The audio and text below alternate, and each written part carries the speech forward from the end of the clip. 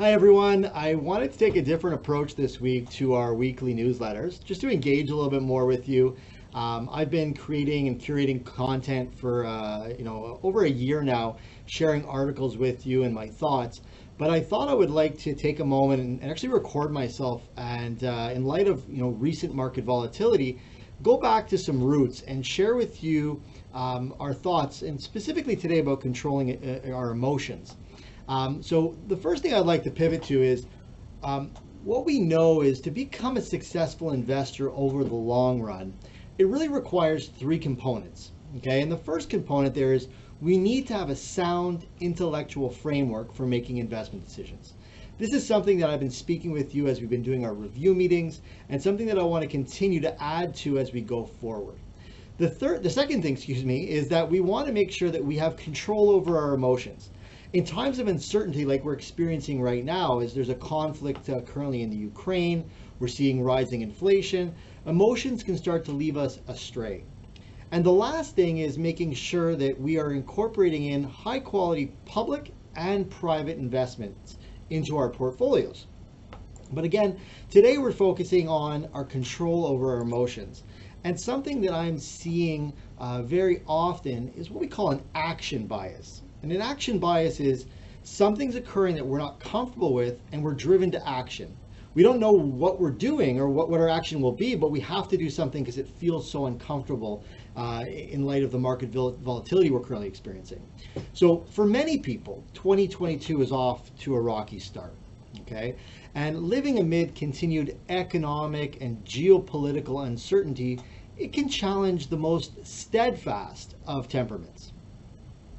And it's during times like this that some of us at least, may fall susceptible to what we call an action bias. And action biases show up when we encounter a problem. And what happens is our brain tempts us to immediately spring into action in response of fear. And that fear can be either real or it can be perceived. Okay, now who can relate to this? I think I can. I think many of you at home can. We get into a situation which we don't understand or we can't control, and we're driven to action. And so when our stability is threatened, it just feels better to do something, anything. And even if that may be the wrong thing to do.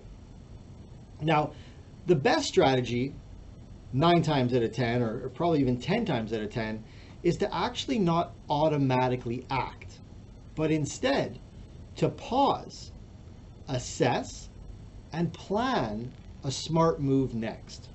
Okay? And what I can tell you is that in working with you, is that our process, our diversified, our goal-based strategy, it's meant to withstand the ups and downs of the markets. Now, that doesn't mean that we can't make adjustments. And I think now is an opportune time to discuss how you're feeling about the volatility that you're seeing within the market and the new economic realities. And if we need to make changes to your goals, let's discuss that. And if we need to develop, or not even develop, but if we need to change our existing plan, let's do that. But I would close in this remark, is that when you feel an action bias tempting you, take a deep breath. And remember that our strategy here, it's a marathon, not a sprint. And I would invite you to do the following. Read some of the articles I've curated. Let me know if you have any concerns or you want additional insights. So take care. I'm here to discuss with you. Let's connect soon.